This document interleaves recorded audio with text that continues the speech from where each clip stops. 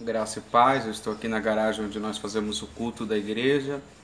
Bom, eu quero trazer uma palavra aos irmãos em 2 Tessalonicenses, capítulo 1, verso 3 ao 8.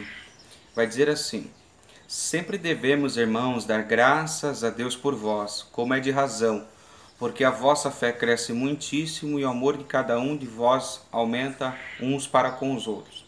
De maneira que nós mesmos nos gloriamos de vós nas igrejas de Deus, por causa da vossa paciência e fé, e em todas as vossas perseguições e aflições que suportais. Prova clara do justo juízo de Deus, para que sejais havidos por dignos do reino de Deus, pelo qual também padeceis. Se é de fato justo diante de Deus que dê paga em tribulação aos que vos atribulam, e a vós que sois atribulados, descanso conosco quando se manifestar o Senhor Jesus desde o céu com os anjos do seu poder, como labareda de fogo, tomando vingança dos que não conhecem a Deus e dos que não obedecem o evangelho do nosso Senhor Jesus Cristo. Para falar dessa palavra, eu quero falar também em 1 Coríntios, capítulo 6, verso 9. O comecinho do versículo diz assim: Não sabeis que os injustos não herdarão o reino de Deus? E essa carta tinha sido escrita à igreja, a de Coríntios, e essa carta também escrita à igreja. Paulo vai dar uma lista sobre pecados, sobre iniquidades que fazem com que não sejamos herdeiros do reino de Deus, não sejamos dignos de herdar o reino de Deus. E aqui vai se elogiar, vai exaltar um comportamento de uma igreja que estava sendo claramente, Paulo vai dizer, prova clara do justo juízo de Deus, para que sejais havidos dignos do reino de Deus. O que estava sendo escrito aqui, o que o escritor estava dizendo aqui, as obras que vocês estão manifestando, o comportamento de vocês, a virtude que vocês estão tendo, quais era? A fé crescia muitíssimo e o amor aumentava uns para com os outros. O amor ao próximo aumentava e a fé crescia muitíssimo. E ele usava isso para testemunhar sobre a igreja nas outras igrejas aonde ele ia. E o escritor da carta vai dizer que por causa da paciência e fé que ele dava bom testemunho a respeito da igreja. É interessante ele usar paciência antes de fé. O que gerava bom testemunho dessa igreja em si não era só a fé, mas a paciência seguida assim de fé. Por quê? Por que paciência?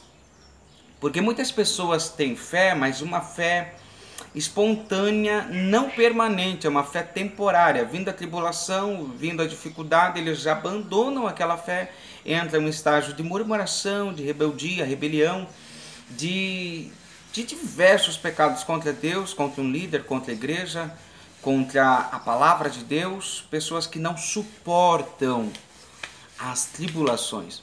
E o que gerava bom testemunho a respeito dessa igreja, a fé crescia, e o amor um para com os outros crescia, mas crescia em qual ambiente? Num ambiente de tribulação. E aqui que é a revelação de Cristo para nós.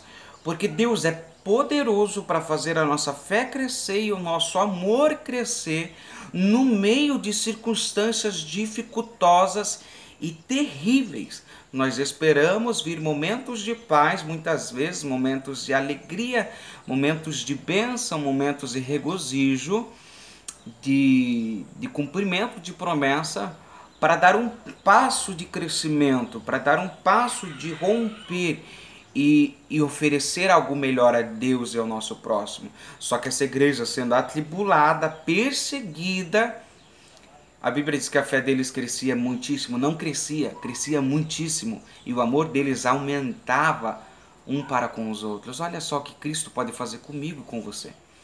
Aí tem pessoas que dizem assim, mas a Bíblia diz também, o Senhor Jesus diz que por se multiplicar a iniquidade, o amor de quase todos se esfriaria. Por se multiplicar a iniquidade, o que prova que o amor dessa igreja estava aumentando é que eles estavam conseguindo vencer a iniquidade.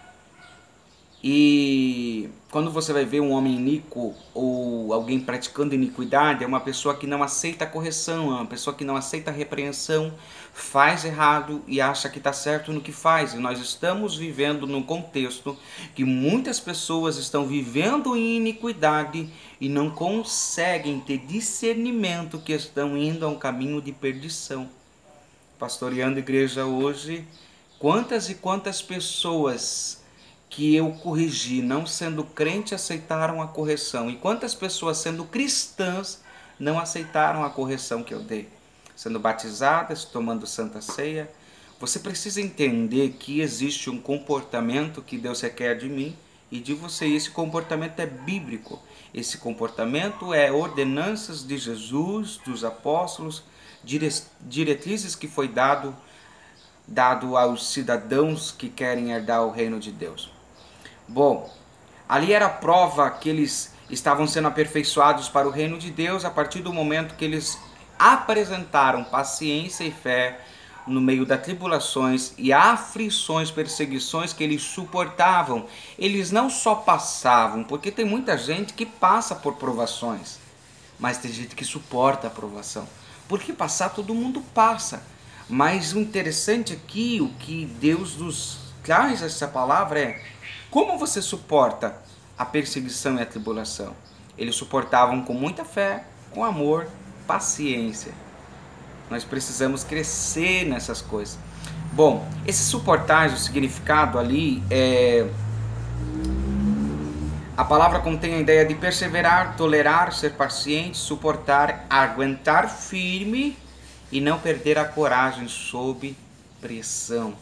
Quantas pessoas, no momento que começam a provação, nem aguentam, ou os que aguentam, perdem a coragem, se tornam desanimados, desacreditados, murmuram contra Deus e evidenciam incredulidade no coração, dureza em relação ao cuidado de Deus, à bondade de Deus, à justiça de Deus, as promessas de Deus, a vinda de Cristo, a esperança da glória, a vinda dele.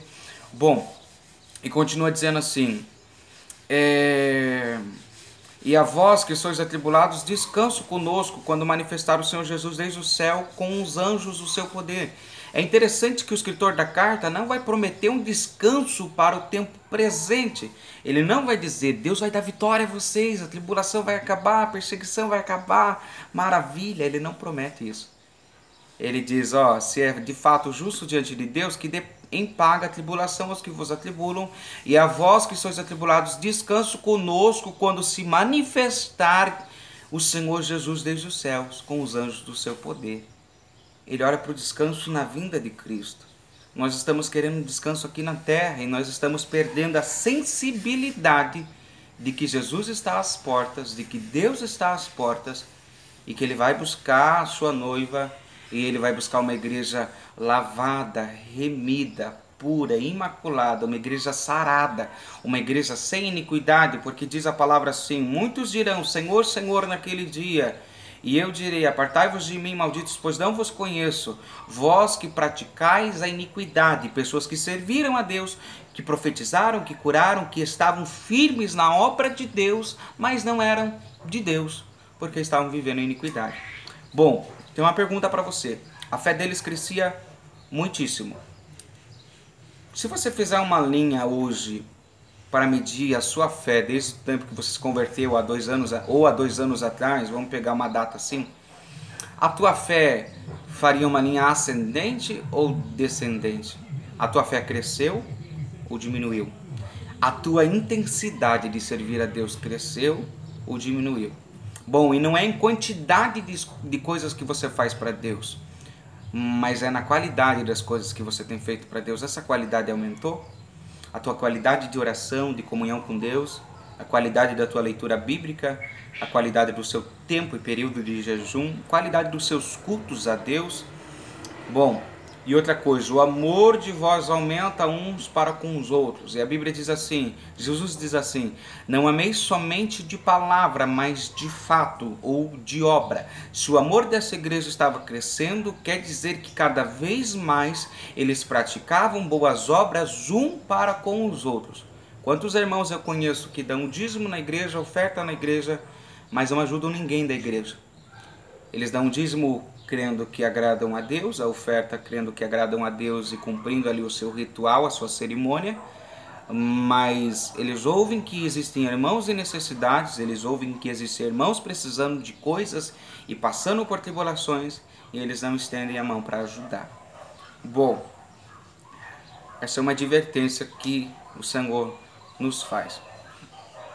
E a Bíblia vai dizer que o testemunho dele se expressava pela paciência nas perseguições e aflições que suportava.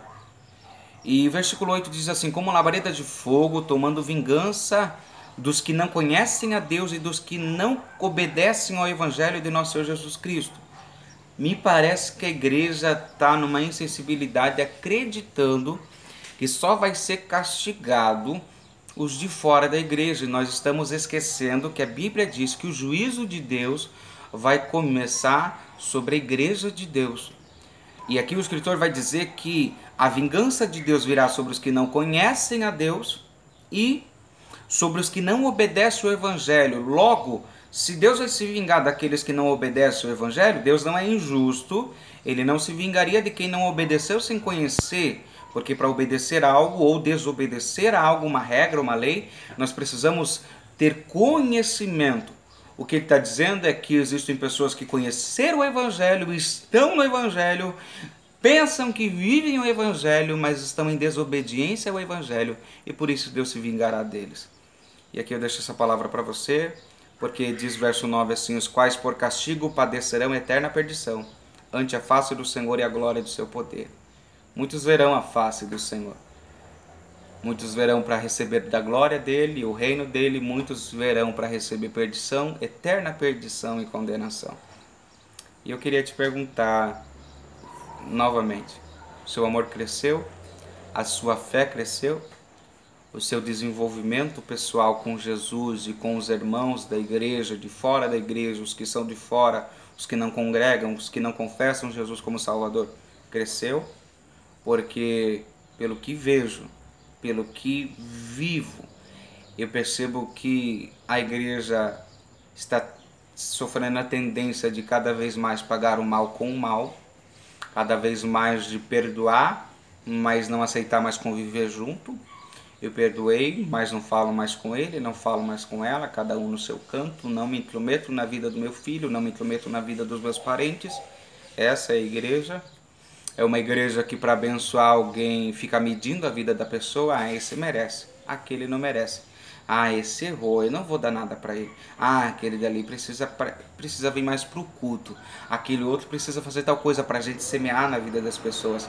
A gente honra só quem é digno de honra. Só que a Bíblia diz assim: honrai a todos. E esse é um princípio, irmão, que se você carregar com você, Deus vai te abençoar muito. Se você abençoar e semear o bem, não importa a quem. Porque a Bíblia diz pra gente abençoar e não amaldiçoar até os nossos inimigos, aqueles que nos perseguem. Então que você carregue essa palavra com você, que Deus te abençoe. Esse é o lugar onde nós fazemos os nossos cultos, nessa garagem. Que Deus assim venha a colocar esse lugar no teu coração para você orar por nós, para que a gente possa estar sempre fazendo obras do Senhor sem desfalecer. E eu vou fazer uma breve oração com você que está assistindo esse vídeo. Ore comigo. Senhor meu Deus, meu Pai, eu oro em nome do Teu Filho Jesus, Pai. Faça com que o nosso amor venha a crescer, Senhor, aumentar para com os nossos irmãos. Faça com que a nossa fé venha a crescer muitíssimo como dessa igreja, Senhor. Que a nossa paciência, Senhor Jesus, venha a ser alargada, dilatada pelo Teu Espírito, Senhor. Que possamos ter paciência não somente quando tudo está bom, Senhor, porque ali não significa nada a paciência, Pai. Mas quando há perseguições e tribulações, Pai, para que sejamos havidos dignos do Teu reino. Eu sei, Senhor, que a fé, Senhor Jesus, que a salvação, Senhor, é dom de Deus, é pela fé, Senhor. Mas eu sei que existe um comportamento que o Senhor requer de nós, ó Deus, para que não sejamos tidos por injustos e indignos do Teu reino, Senhor. E assim, Pai, que o Teu Espírito venha gerar em nós esse comportamento através da Tua palavra, nos dê sede de ler a Tua palavra, nos dê fome de orar e buscar a Tua presença. Em nome de Jesus, Pai, assim eu Te agradeço e opera em nós a santificação, Senhor, para a glória do Teu nome.